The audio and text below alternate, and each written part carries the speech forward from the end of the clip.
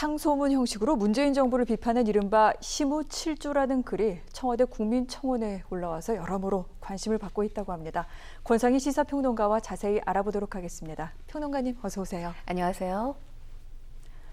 자, 이 형식은 조선시대 또는 고려시대 상소문 형식을 빌렸다고 합니다. 문재인 대통령에게 이 같은 상소문 형식으로 조목조목 비판한 국민청원글, 시무칠조 상소문 이렇게 불리우고 있는데 동의자 수도 20만을 돌파했다고 합니다. 평론가님, 일단 어떤 내용이 담겨 있어서 이렇게 관심이 뜨거운 건가요? 정부를 향한 비판과 또 개선의 목소리가 담겨져 있습니다.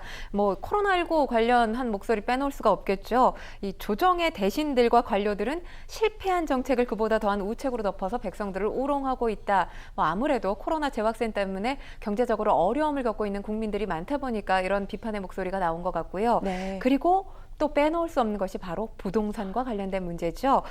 집값이 11억 오른 것도 허다하거늘 현 시세 11%가 올랐다는 소리를 부동산 정책 이 부작용을 또 비판하고 있습니다. 국토부 이 김현미 장관이 이와 같은 발언을 해서 또 여론의 문매를 맞았던 적이 있죠. 또 이번에는 인사 관련한 비판의 목소리 소개를 해드리면 인사는 곧 만사라 했는데 태반이 한쪽으로 치우친 선동꾼에 불과하온데 이 부동산과 관련해서 청와대 참모진들이 대거 사표를 제출했었죠. 그리고 이와 관련해서 또 새로운 참모진들로 지금 구성된 그런 상황인데 네. 이 모습을 보고도 또 비판의 목소리를 낸 것입니다. 그 외에도 세금을 감하시옵소서라는 내용도 있고요. 감성보다 이성을 중히 여기셔서 정책을 펼치시옵소서. 또 명분보다 실리를 중히 여기시어 외교에 임하시옵소서, 인간의 욕구를 인정하시옵소서, 또 헌법의 가치를 지키시옵소서, 스스로 먼저 일신하시옵소서 등의 내용이 담겨 있습니다. 그래서 7가지 내용이라 시무칠조 이렇게 얘기를 그렇습니다. 하나 보군요. 네. 알겠습니다. 그런데 이 시무칠조 청원글 12일에 올라온 건데 100명 이상의 사전 동의를 받았습니다만 지난 26일까지 비공개 처리가 되어 있었습니다. 어제에서 이제 공개로 전환이 됐는데 이 때문에 일부 언론에서 일부러 숨긴 게 아니냐 이런 얘기를 하기도 했어요. 어떻게 된 일이죠? 제가 좀 전에 소개를 해드렸지만 현재 정부에서 내놓고 있는 여러 가지 정책들을 비판한 목소리가 담겨져 있다 보니까 네. 이것이 12일에 최초 공개가 됐었거든요. 그 이후에 이제 공개 글을 볼 수가 없다 보니 일부러 감춘 거 아니냐 이런 의혹이 제기됐던 게 사실입니다. 네. 지금 그러니까 청와대가 다시 재공개하기 전까지 검색이 불가능했었는데 추천 순으로 게시글을 소개한 곳에서도 볼 수가 없었어요. 게시글을 보려면 이제 URL이라고 하죠.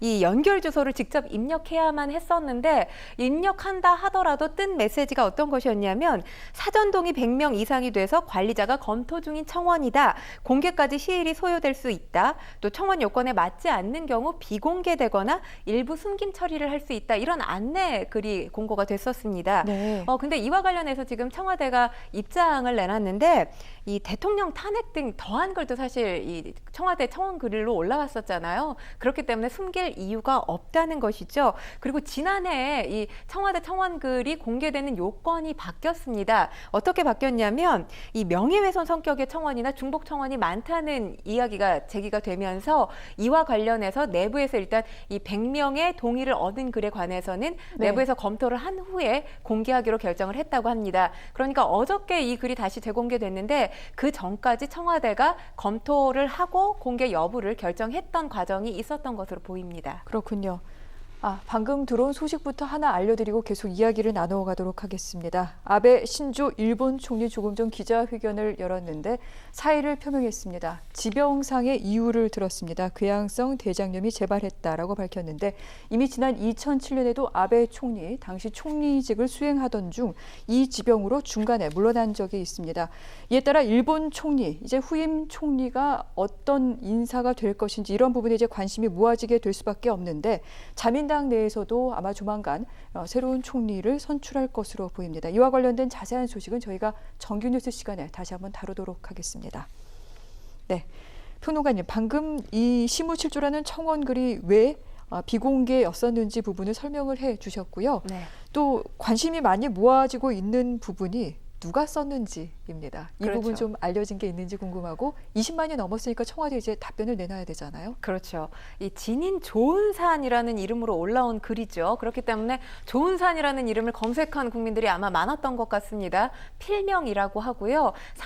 39살이라고 합니다. 39살에 인천에서 아이를 키우고 있는 평범한 가장이라고 지금 알려져 있습니다.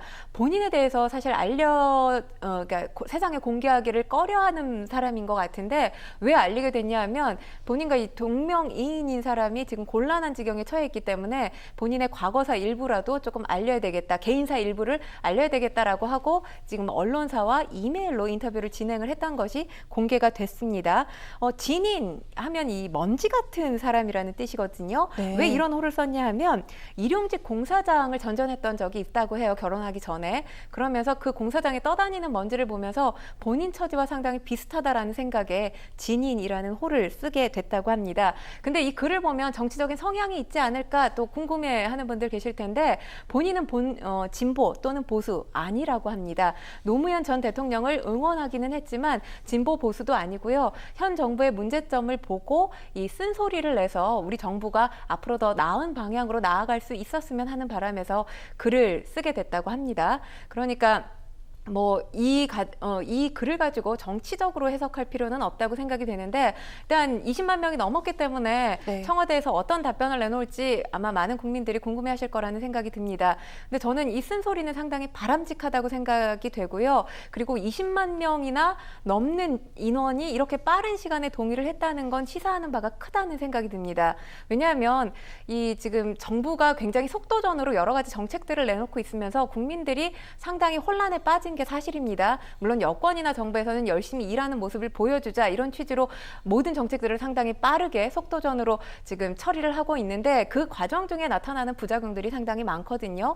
그와 관련해서 국민들이 느끼는 피부로 느껴지는 글을 이 지금 진인 조은산이라는 분이 직접 올렸다는 생각이 들고요. 여기에 많은 국민들이 공감하고 있다는 것이 바로 20만 명 청원인으로 나타났다라는 생각이 듭니다. 중요한 건 비판, 그러니까 적극적인 비판, 또 이 합리적인 비판이죠. 합리적인 비판이 없는 사회는 발전할 수가 없는 것이죠. 합리적인 비판의 목소리가 국민에 의해서 제기된 만큼 정부와 문재인 대통령께서 이 목소리에 좀 귀를 기울여 주셨으면 하는 바람이 있습니다. 알겠습니다. 어떤 답이 나올지 기다려 보도록 할게요.